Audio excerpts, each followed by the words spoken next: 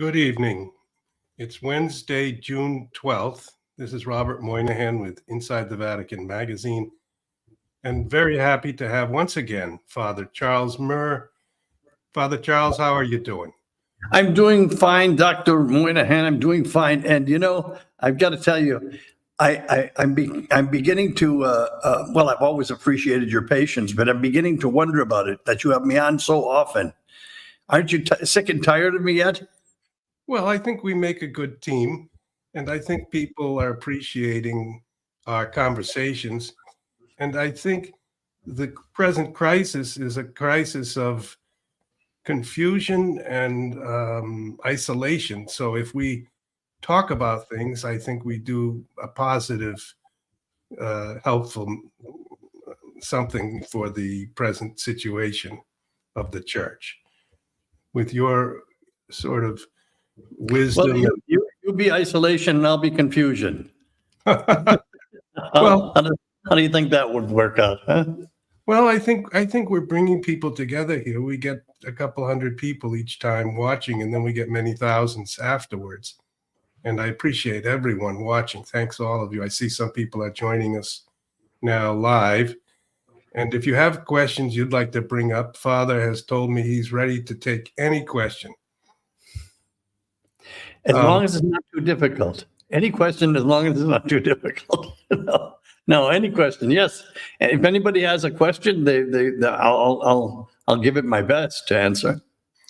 One thing that we thought about was the elections in Europe, and the first time really in a long time, kind of more conservative, more national oriented electorate has in France and in Germany started to vote less globalistically, we might say. Mm-hmm. And I wonder how you look at that and whether it means anything also for the United States. Well, I think it's an excellent question. That yes, it means a lot for the United States, and what's happening in the United States means a lot for Europe. I think a major concern for the European Union, I don't want to bite off too much here, is immigration. The migrant situation here in Europe is a real bone of contention. And it's also being abused, just not as badly as it is in the United States, but it is being abused. There are many, many people who are coming into European countries illegally, and they seem to have all of the rights of the world. The same is happening in the United States. Obviously, it's incredible what's happening in the United States. I think people, both in the States, also in Canada, so it's North America, and in Europe, have pretty much had it with the illegal immigration, and even with immigration. But here's the problem, Robert. Here's a real problem.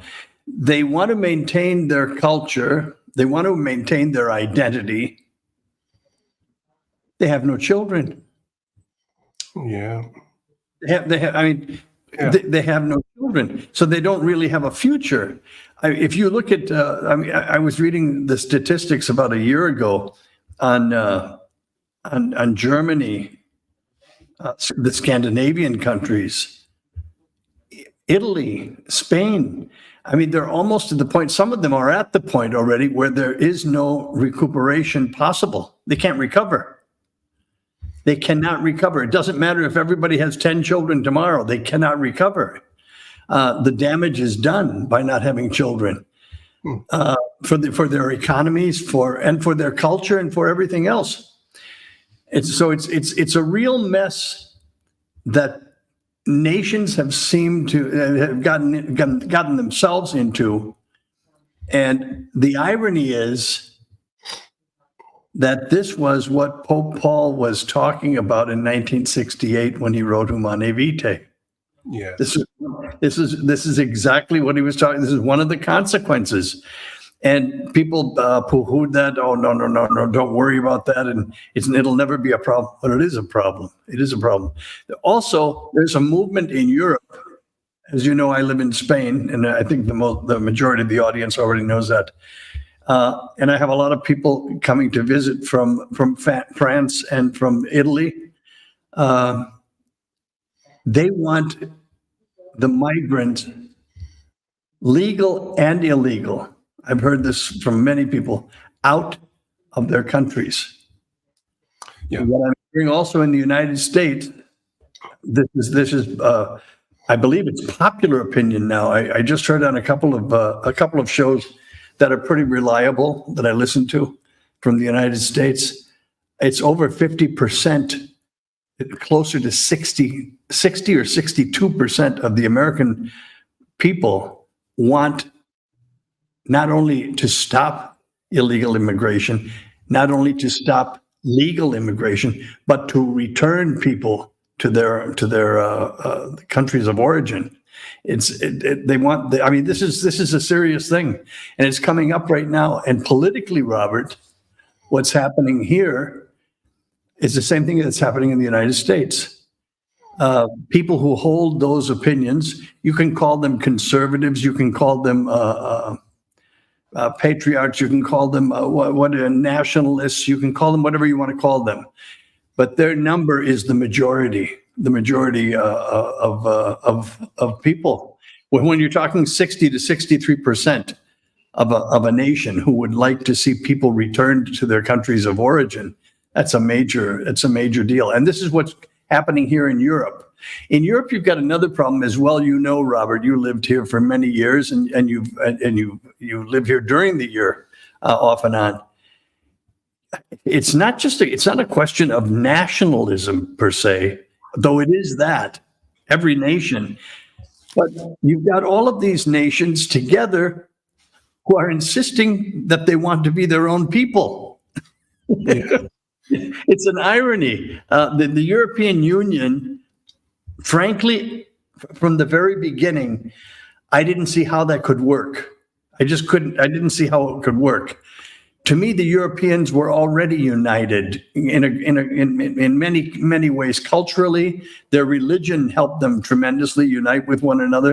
And at the same time, they maintained their distinct cultures. I don't know how to explain it, but and my goodness, you know how many grade school children speak 3 languages? Yes. I mean, really, truly speak them. You know, not just fumbling around looking for a word. They speak them rather fluently. This has made Europe. But at the same time, the Germans want to remain Germans, the French want to remain French, et cetera, et cetera. So I don't see how the European Union is going to last. I don't think it's a lasting thing. I think they've been wanting to try it for years. I think this is showing that it's not going to give the results they're looking for, they were hoping for. What do you think? Well, you've raised a lot of points, and I think we could try to bring clarity on a couple of them. First, you said that the low birth rates are creating a crisis. And this is part of the reason why some propagandists, in a sense, are saying we've got to replace our people with immigrants. So it starts with an anti-life policy that goes back many decades. That Right. In my family, we had 7 children, my parents. I was the oldest. You had, I think, We had 8, but seven survived. Yes, 7, a family of 7 also. and that was sort of a mid-sized family. And Yes, it wasn't. You know what big families were, Robert? 13, 14, and 15 children. sure, they Those, had beyond 10, that was a big family, but 7 was not a big family. We had neighbors who had 4 children. We considered them small families, right? yeah, and we had little groups that we had large family co-ops, and we went and got dried milk and things, and everyone else was shopping there and meeting there. Things were set up. I'm talking back in the 60s. And right around that time, a kind of new design for the world started to be proposed and implemented. The Population Bomb by Paul Ehrlich was published, and we all were frightened that we'd be standing. And people bought into that, didn't they? Why don't you just give a few points of that? That's really important, I think. Well, there were pictures showing, the whole country, everyone standing, cartoons, everyone standing next to each other and being pushed into the Pacific and the Atlantic by the overcrowding. Yes. And people literally were told, if you have more than two, which is your replacement of the father and the mother, you're being against humanity, against our future, against the planet. And every mechanism, I think, was also imposed economically, culturally, sociologically, to diminish the dignity of the family, its kind of role of honor, the role of the father, the role of the mother. And this is one of the striking, preeminent cultural trends throughout our lifetime. Now, the church has a universalist vision, but it also speaks of preaching the gospel to every nation. Mm-hmm. So when people live together, they have a kind of common custom and they use a common language. We've now had a movement called globalism, which seems to want to eliminate these national groups. And when I've spoken with different people, including with Pope Benedict and with Cardinal Erdo, who's a possible candidate to become the next pope. He's the Archbishop of Budapest in Hungary, and a very learned man, I must say. When we were there, he was receiving books from all over Europe that he was adding to either to the National Library of Hungary or to the Catholic Church's National Hungarian Library. And one or two books would come every day. Old books bound up, and he would look at them with delight. He was a bibliophile. And he knew what he was looking at, and he appreciated it. Yeah. Absolutely. And he knew all the history of Europe and the Ottoman Empire and the Balkans and the Habsburgs, the First World War, the Second World War. And his father had built up a beautiful library in Budapest in their home. And in the 1956 revolt against the Soviets, and the Soviets sent their tanks in, one tank sent a shell into their apartment. They had gone down under the street level to the basement to hide. And they came back and they found the library had been destroyed and burnt. So his father was in tears. And of course, there were 20,000 people also killed, I think, in that revolt. So this idea of killing people is also always horrible. We understand that. It's a tragedy. There are no words for it. But also to destroy libraries, to destroy wisdom, to destroy human knowledge is very near the same thing. It's a terrible thing because it's a destruction of who we are. It's a destruction of part of man's soul. Yeah, absolutely. And we've talked about this question of globalism and rootlessness and nationalism. There's a profound fear of nationalism because it's connected with the German National Socialist Party, which was the Nazi party. So anyone who speaks of nationalism is painted now as someone who wants a powerful, aggressive, proud, domineering nation. But Erdo is always saying, we Hungarians, 8 or 9 million of us, we've always been very hospitable to others, and we do want to preserve our language, which is a very difficult language. It's not it's almost impossible to learn as a second language. Yes. So he gives the example of his own people and their desire to remain themselves as. And he takes it in I asked him, how does this fit in with the concept of the Christian receiving the immigrant and receiving the outcast? And he said, of course we receive them, but we have to do this in a way that's reasonable and can still retain our own identity. Yes. If we lose our identity, we can't even receive them any longer. And he Well, said, this is exactly what we had going on in the United States with quotas. Maybe it could have been better administered, the whole system. But I'm talking back in the 50s and 60s, 40s, even after World War II, there were quotas of people that were permitted to come into the country, and the idea was they could be from all different nationalities. But really, it was to hold on to the Judeo-Christian foundations of the country, religiously and philosophically. So you had people from different nations, but essentially they had the same morals, they had the same values, and there were a certain quantity of all of different countries of people permitted to come in so that they could blend. And this was very important that they become Americans. And I know so many, I know them personally, Italians and Germans and not so much the Irish because they already spoke English, but different nationalities who first generation, the people who arrived here, wouldn't permit their children to learn the old language, Italian or Sicilian or French or anything. They wanted them to learn English to be American. And this was a fantastic thing that was happening. You don't have that anymore. It's almost as if the seeds of diversity are being sown for the purpose of causing confusion and causing and disrupting unity.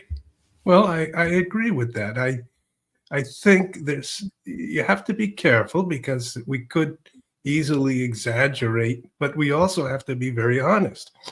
There is an agenda here that's a globalist agenda that wants to diminish nations. And there is a sense in which each of us wants to retain a concept of home, where we walk down the street and we say hi, and we recognize a neighbor and neighborliness. And it's a tribe, it's a community, it's a state, it's Connecticut or Wisconsin. But all of these things, of course, in human affairs are continually changing. But what's happening now, from the top, there's a globalist agenda being set forth in a global communication system, which is TikTok and everything else, Twitter, which is now X. And Erdo was saying his vision is that each nation should be granted the respect that they can retain and be nourished by their tradition in a community of nations, in a kind of harmony of nations. But if you diminish all nations until they've lost their savor, lost their language, lost their customs, lost their great art and music and artists, and we're just one global culture, we lose that sense of our individual homeland and our individual background. So our identity is diminished, and it's somehow unable to speak with a common voice over great problems. And I really feel that it's a positive thing that Europe finally is reacting to a kind of ideological amalgamation, which has no respect for the individual nation and the individual tradition. Yes, you also have quite a number of social, legal problems that have appeared all over Europe. And that has to do primarily with individuals from Muslim countries. I mean, to put it frankly, who have begun. They don't come over in a general way. I'm painting with a wide brush here, but generally speaking, they don't come over with the idea of becoming Finnish, becoming German, becoming Dutch. They come over with the idea of maintaining themselves and bringing more people over.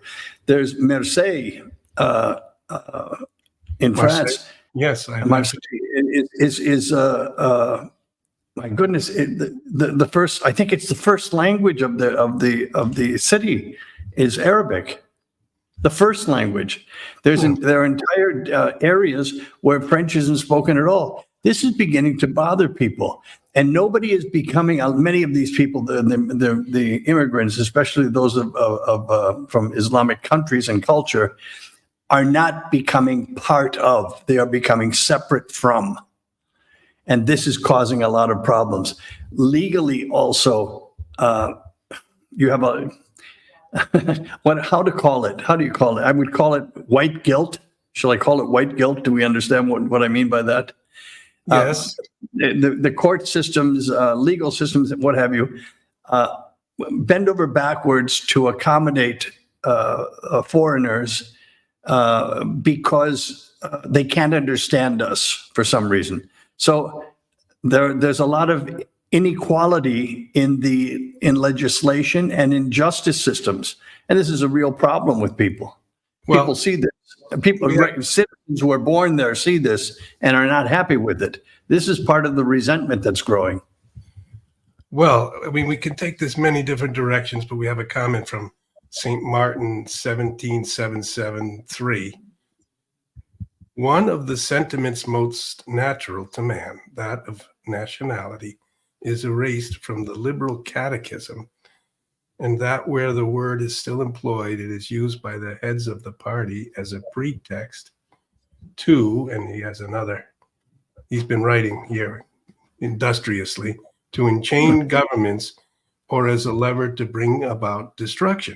The real aim of the idealists of the party is religious and political fusion, and this being analyzed is nothing. Well, it's not entirely clear what you're saying, but you are saying that the question of nationalism is under the idea of being part of a nation is both under attack, yet it's got to be dealt with in a very careful way, or you could end up with a kind of rabid, what would we call that? If you become so angry with, you want to have nobody visit you and no one come in to your country. What do we call it? Xenophobia. Xenophobic. But there's also this, Robert, nationalism, and to be nationalistic, to care for your country, to love your country for what your country is, all of the different aspects of your country, and to love it is wonderful. The problem that can occur in that is when you get to the point of saying, our country is the absolute best in the entire world, Well, bar none, and we are superior to any other country in the world. Then now you're getting into problematic places, because who has the best education system? Who has the best cuisine? Who has the best wine? Who has the best? Every different nation has got its own deal, and there's arguments. There have been arguments for centuries over these things, and they're fun. They're fun arguments, right? They're not serious. Now, when you take them to a serious degree, shall we mention Germany in the 40s? Then you're in trouble, where all of a sudden you have to impose your national values on every part of the world. And let me be clear on this too. To a great degree, this is what the United States of America has been doing. And we're finding out about it more and more each day. All right? What we're doing is imposing our culture all over the world. And we're doing it financially. We're paying people to buy into it. And we're presenting it as the ne plus ultra, when it's really not. It's really not. As a matter of fact, there are many points of our culture that we should be ashamed of. absolutely. And we've imposed them all over the world. Well, we've got one vote here for Portuguese cuisine. There you go. And I guess that must be in part because they have that long seacoast and they have fresh fish from the Atlantic Ocean. Yeah. But I think I've been in Portugal, and I think the food was delicious. So I'm not going to protest against his judgment, but I do think the Irish, with the Irish stew and the cabbage and the corned beef, I think is also delicious. Well, you find that mostly in Boston and not so much in Ireland. But I mean, I'll just say this, Robert. I'll just say this. After 10 years in Italy, only once did I have a bad meal. Well, Italy, Italy, Italy is, the cuisine is fantastic. Who doesn't love Italian cuisine? There's something wrong with somebody who doesn't like Italian cuisine. well, they don't. We have something in America called the Golden Corral. It's a shop, it's a restaurant where you go in and eat all that you can, and you go back unlimited return to the bar, and you heap mashed potatoes and meat and beans, and then you eat that and you go back and put the whole thing on again. In Italy, they give you a kind of a modest portion, but it tastes good, and they don't want you to become bloated because they think that will destroy your enjoyment of your food. And so it's a much more civilized way of dealing with food. Father Carlo Bertola, who's a dear friend of mine from Rome. We were students together back in the early 70s. He came to visit me. We've been friends for 50 years. And I was recalling, I don't think I was a priest yet. No, he was ordained before I was. We went to Bergamo to his cousin's wedding. He had a cousin who was getting married. He has a brother who's a priest also. So the two of them officiated the mass and the marriage ceremony. And then we were invited to the dinner. Robert, I'm not exaggerating. The dinner went on for 6 hours. That's 6 hours. And what was it was amazing to be part of it. People would get up in between courses and go visiting. They would do a little bit of dancing, a little bit of singing, and then come back for the second course. I think there were 7 or 8 courses before dessert, right? But it was programmed that way, and you could see that there was a whole culture. There was a way of eating, a way of enjoying. It wasn't just chow down and grab all you can, or fast food, God forbid. One of the times I got almost sick to my stomach. I think it was in the mid 1980s. I walked to Piazza di Spagna from where I was living in downtown Rome, and saw the first McDonald's installed in Piazza di Spagna. That's right. What a sin! What a sin! What a sin!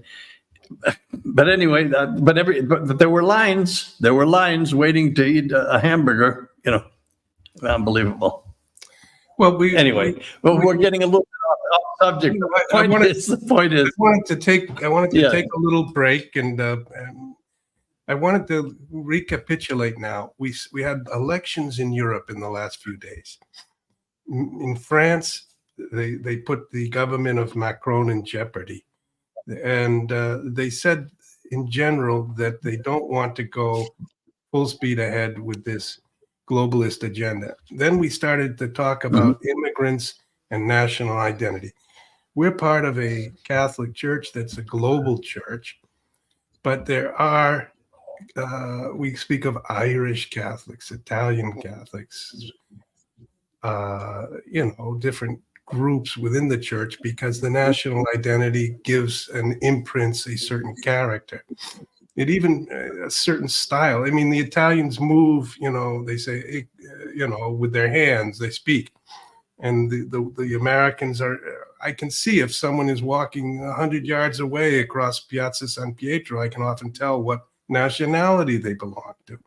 So this globalist effort is not without relationship to the Roman Empire, to all empires, to the British Empire. Yes.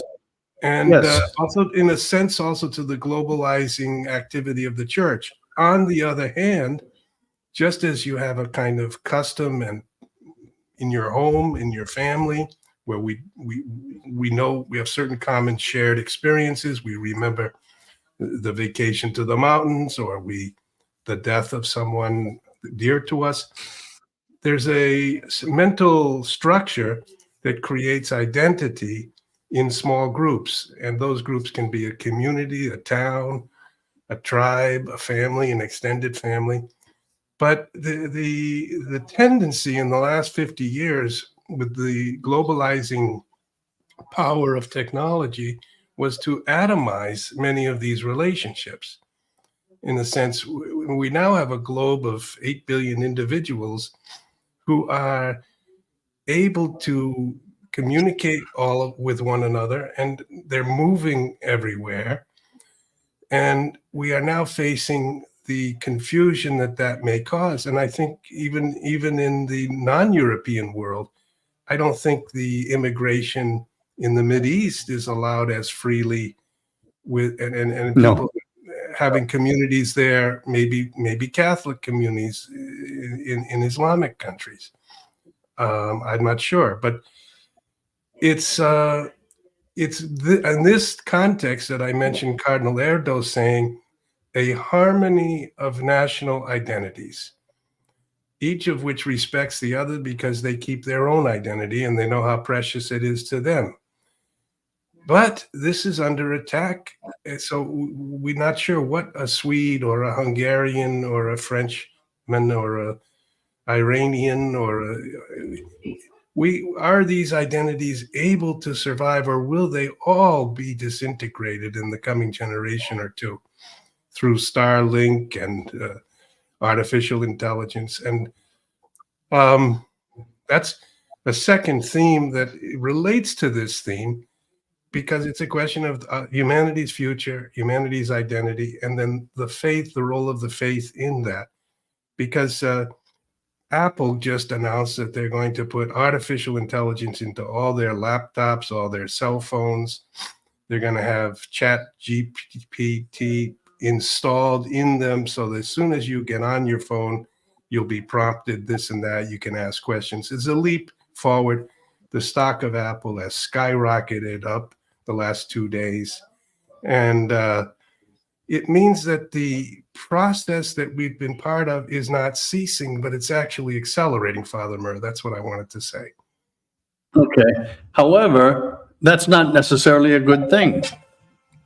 No, I'm just I'm looking at it and saying, where is the good, and how do we support what is good? And I'll tell you what's good. I'll tell you what's good. Let me go back a little bit. All right.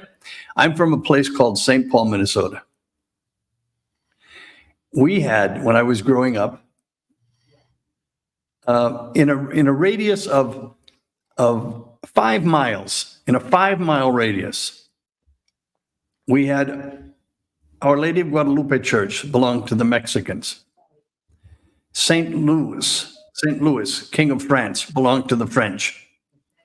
St. Matthew's belonged to the German. St. Agnes belonged to the Austrians. Santa Maria, St. Mary's belonged to the Italians.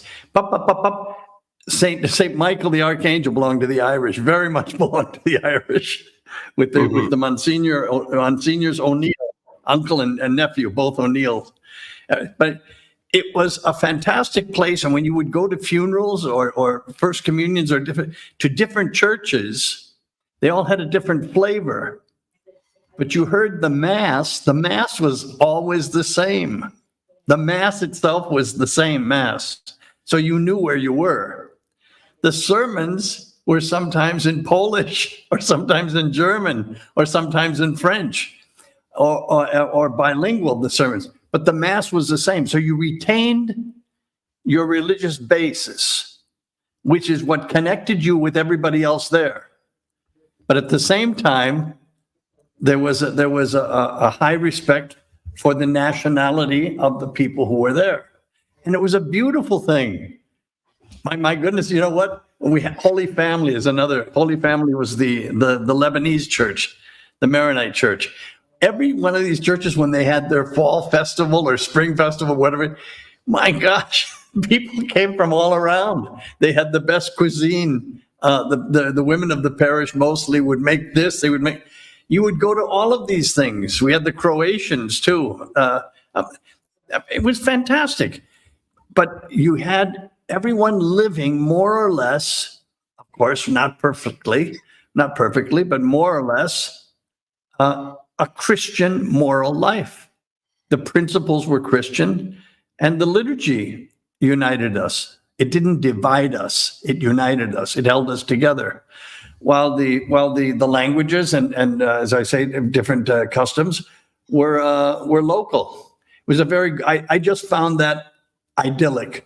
I found it an ideal way to grow up. I couldn't have chosen a better way to grow up. I mean it. It was everything was fascinating. It was fascinating, and we were all Americans. No one was not American, right? It's just amazing stuff. What we're going into right now scares me a little bit because I don't see any of the nationalism or any of those local roots as important. And I don't see, as far as the church and the faith are concerned, I don't see any unity. I don't see the unity. I see a dismal forecast for that. There is no unity. There's division all over the place. Well, that's the problem I'm having with all of this. All right, we're getting closer, I think, to a clearer understanding of the terms of this crisis. And our friend St. Martin is writing again and writing quite well here. Today we are caught between, I don't know if he's quoting someone else. Today we are caught between liberal empty universalism and arbitrary fascistic particularisms. So those are the two extremes, we might say, or the two proposals on offer, neither of which is acceptable fully. We need the third way, which is the Catholic proclaiming a universalism that is absolutely particular and yet absolutely universal. The way of wisdom, of the cosmic God manhood. John Milbeck. I think that's exactly what I was trying to say. Okay. And I think in a way, the universal and the particular, they go hand in hand. They're not mutually exclusive. So that's precisely what Cardinal Erdo said to me 10 or 12 years ago. And I said, okay, I have the key now, the hermeneutic key to understand this problem. We don't want to annihilate nations even as we try to globalize the world, travel everywhere and know everyone and communicate among ourselves. But we don't want to lose our identity. And he said, let's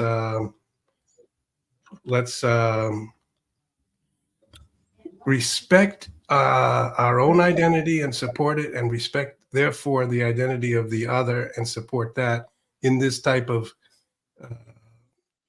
economy of mutual respect. And Robert, help me with, what is the name of the president of Hungary? Viktor Orban. Viktor Orban. I listened to an interview that he gave just a couple of weeks ago. Actually, it was the vice president or the chancellor of Hungary. They were both on, but it was the vice president who made these remarks. He said it was an American doing the interview, and the American was being rather critical of this idea of Hungarian nationalism. Well, what you might call national. See, what they try to do, Robert, is scare everybody into thinking we're talking about Nazism, as you brought up before. We're talking about fascism. No, that's not what we're talking about when we talk about nationalism. When I say I'm patriotic, I'm not saying I'm a fascist or a Nazi. That's ridiculous. I'm saying I have feelings for my country. I love my country. I love the ideal of it, and I love the people who live in it. It's not being fascist or national socialism or communism. It's not none of those. These are virtues. Those are vices.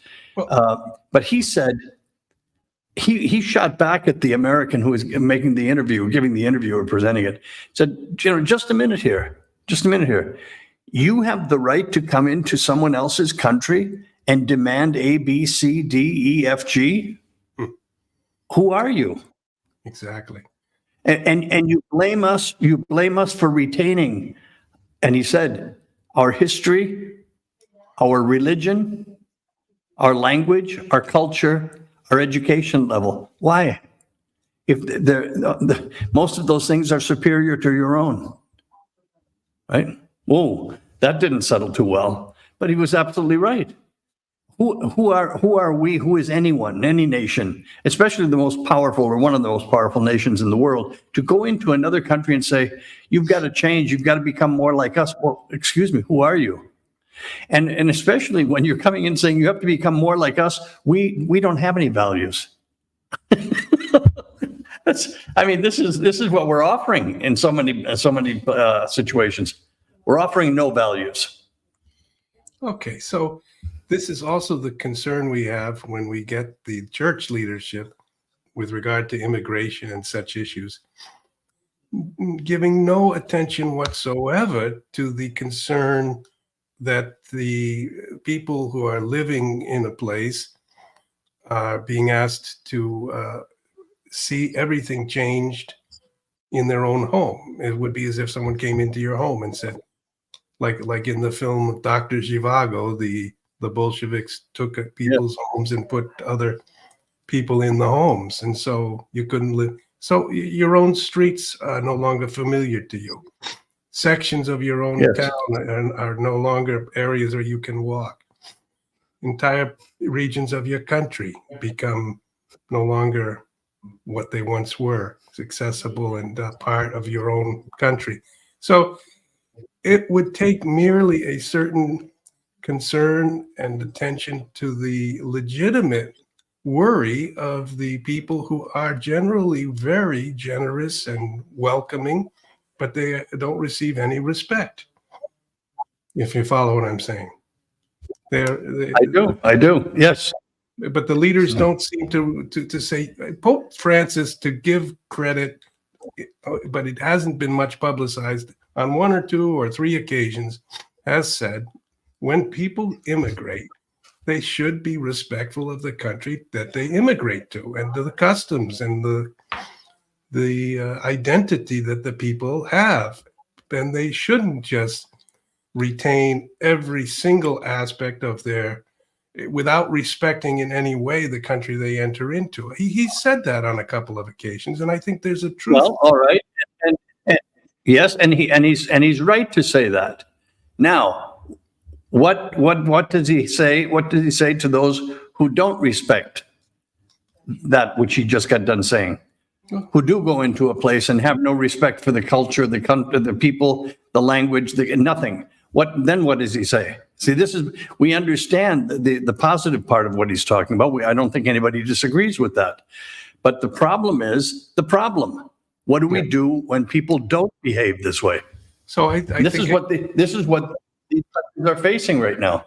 Yeah. So I think, again, what Cardinal Peter Erdo of Budapest, said is a mutual respect based on the fact that we each have a profound joy in that identity we have as a part of a people.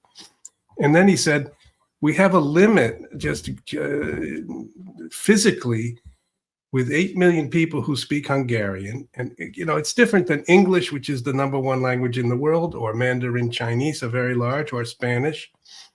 But Hungarian, if you invite in millions of people to Hungary and they don't learn Hungarian and they continue to speak their own language, and maybe to speak together, you would both speak English, perhaps, as the kind of lingua franca, the Hungarians would slowly lose their whole culture, their language, their past.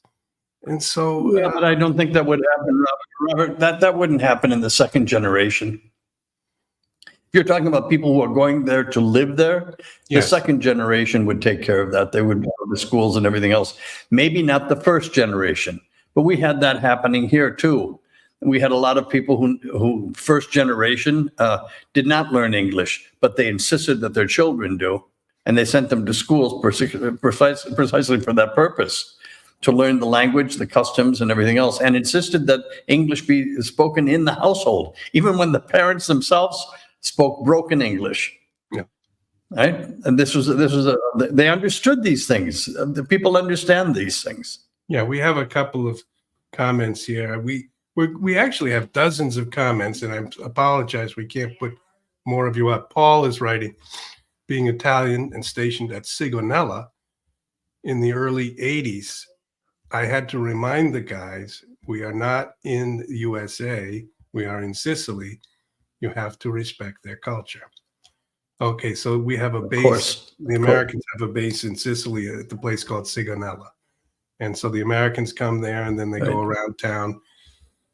And you can be either sort of the ugly American, or you can be more respectful and create a kind of sense of mutual respect and friendship. And I guess that's the goal finally. Somehow this entire process is being managed in such a way that we're all getting very irritated. But we could have done it in a different way. And so these elections in Europe show that people are fed up with one aspect of this. Well, Robert, let's not forget. Let's not overlook another aspect of this. Okay, and that is a political aspect. What could that be, Father? A political aspect. That would be to bring in people from foreign countries into your country, to precisely to cause a revolution, to cause a change, to cause a political change. And this is what I believe is happening in the United States. I think anyone can see this, that a political party is bringing in people or letting them come in to almost overthrow in a silent revolution what was. Well, I'll go out on a limb and say that. I don't think not that far of a limb. We have Dodie writing, Father, that she can't believe it's a Catholic priest and a Catholic journalist having this conversation. Where is charity, Father Murr? Charity who? No. Where's charity? Where's charity? Look. Let's not be naive. You cannot have charity without justice. Right? Charity demands justice also. You need charity, yes, of course, but that modifies justice. You need justice, modifies charity. They go hand in hand. You can also show, I'll tell you what, is there so much a reason for all of these people leaving their countries to come into the United States? For example, let's just take that as one example. Why don't we do something to take care of those people where they live? Why don't we help there? Why don't we help bring some change into their own countries? We believe in democracy. Good. Why don't we try to instill democratic principles? We believe in charity. Why don't we build schools? Why don't we teach people? Why don't we go to their countries and help them stay in their countries? I don't think anybody, very few people, want to leave their country and leave their families and leave everything else. They do it for economic reasons, this, that, and the other thing. Many of them also are running away from legal problems. We know this too. All right. However, charity is also helping people stay home. Charity is making it possible for people with a 2-week-old or a 3-week-old child not to go wandering through the desert. I think we've got to be a little bit more practical. Besides, we're spending just in the case of the United States, and this is happening all over. It's happening all over in Europe too. The same thing is repeating. We are spending gazillions of dollars on a program there isn't a program. It's simply confusion. And anybody is being able to see the reason that people are being invited to come in and not stopped at the border is to overthrow a political system, is to make a change in the political system. Where is the charity there? Using people for such a thing, right? There's a lot to all of this, and it's. I think, and I don't believe that our church is being completely honest with people. I really don't. Okay, I really don't. We have to protect human rights. Yes. Okay, go ahead. These are very controversial matters, and we're getting some polemics here on the chat. Some people are very Well, that's good. and it's important because we do face decisions in the near future on many of these questions, which will be very difficult. And Laurie writes, "Father is correct. It is precisely what they're doing. Why do many Chinese military-aged men," she means, "enter into our country? Apparently, they come across the southern border.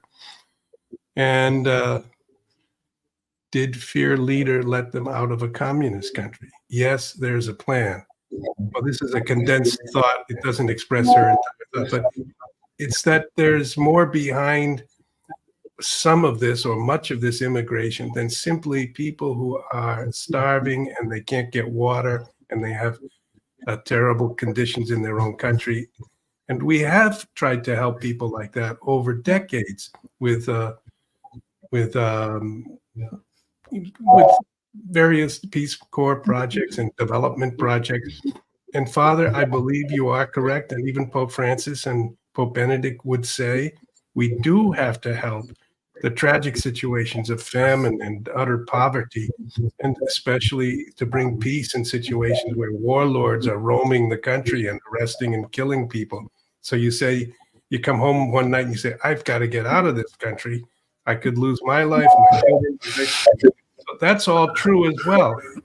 But these mass phenomena of migration are terribly disturbing for many, and the country doesn't change if they leave it.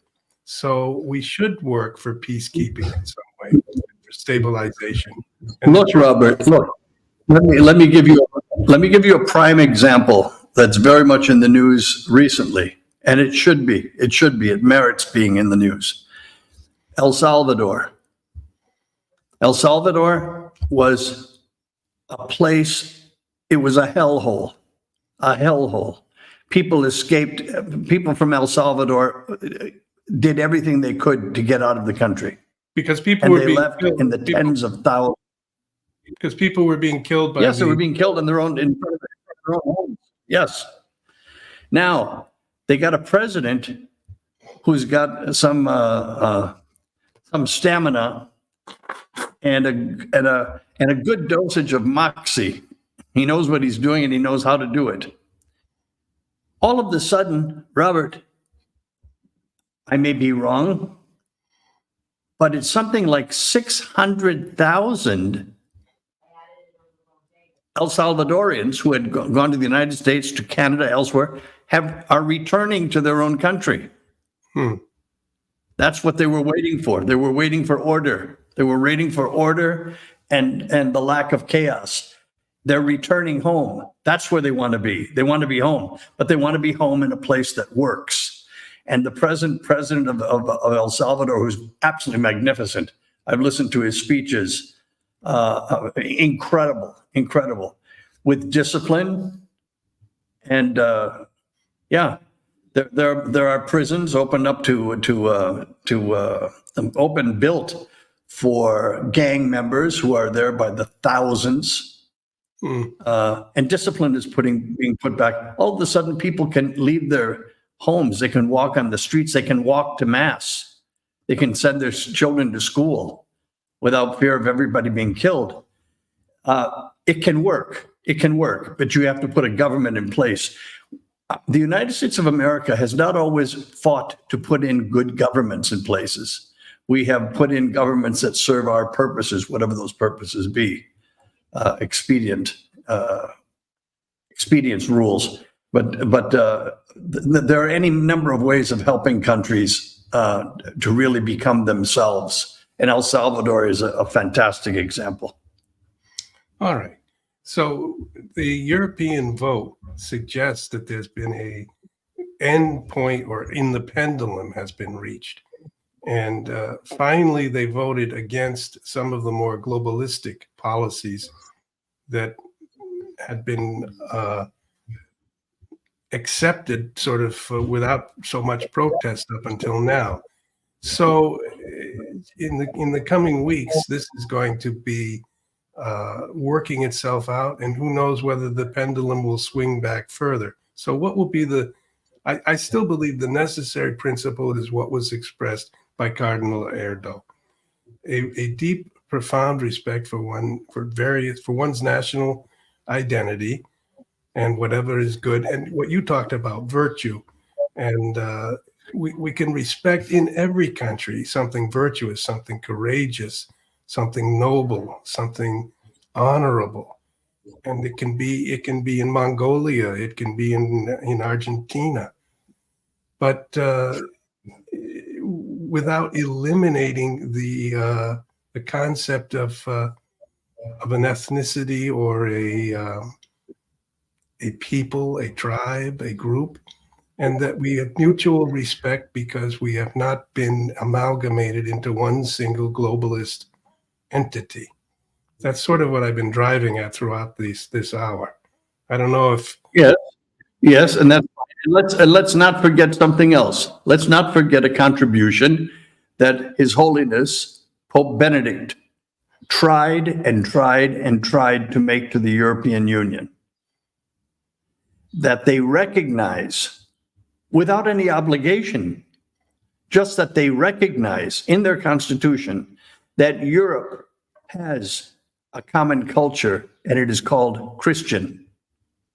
Now, he's not saying everybody has to practice religion, they have to go to mass. No. He's saying recognize that as part of our history and part of our culture. And the European Union leaders absolutely, rotundly refuse that. Absolutely not. That would not. Nope. We're not going there. Yeah, good for you. Good for you. You're not going to recognize a point of international unification. Good for you, smart men. They were not too smart. Too smart, and they outdid themselves. Well, they want to replace. Yes, go ahead. I'm sorry. They want to replace that concept. They want to what? They want to replace that. Good. That unity. And that's my point, Robert. It's not working. Yeah. There is nothing that has that depth, kindness, honor, self-sacrifice that the Christian concept, the Christian ethos brings. And whatever we may say, it was Europe that you see how deeply irreligious those who put together the European Union were, most of them, not all of them, but how deeply anti-religious they were, not even to admit it as a point of history. We're not talking theology here, history. No, we can't even do that. Good for you. You can't do that? Well, now look what's happening to you. Because you did not embrace really the essence of your unity. That would have been fundamental to your unity. You couldn't even be honest about it. All right, these are the consequences. It's not working, and it's not going to work. Well, yeah, you're absolutely right. Benedict wrote and continually referred to this issue of what the identity of Europe is, what the West is. And he said whatever was of good and truth and beauty in it was deeply influenced by the Christian gospel and the Christian church through centuries. And the Europeans in the post-Second World War period, deriving in some way from the Enlightenment, didn't want to include one sentence in the new European Constitution to say we had a deep yes, we had that's my point. That's my point, and it's not working. So they wanted it to be replaced by this kind of post-Christian humanism. And you're correct. And this is the other aspect of the question. This globalist agenda, also being promoted by the United Nations, does not wish to have any of these old Christian teachings. A new concept of human dignity, a new concept of human life. and as an uncle of mine used to say, and how's that working out for you? Well, that's all. I think we're heading in some way toward the abyss. So our broadcast is a call to reverse course here. And this time of peace that I still believe will come after all these terrible trials, which look like will be reaching a climax in the next 3 to 5 years as we go toward 2030. And I cannot say whether they match what is referred to in the book of Revelation as the Great Tribulation or not. All I know is that obviously there are tremendous problems in history, the Irish potato famine, the Holodomor in Ukraine, the terrible famine, tremendous wars. So it's not, Robert, we're going to have to leave the Irish potato famine for the next time because I've got to go. We're at the hour end, and actually we're into the next hour. We can talk about that next week. What do you think? We will continue to put forward a proposal to avoid the abyss that's looming in front of us under the direction of many masters who have no sense of what is holy, and they think that they are like God. That's exactly the problem. And avoid the abyss we must. Yes. Avoid God bless, the abyss. Robert. Thank you very much. Thank you, Father. We must. Talk to you next week.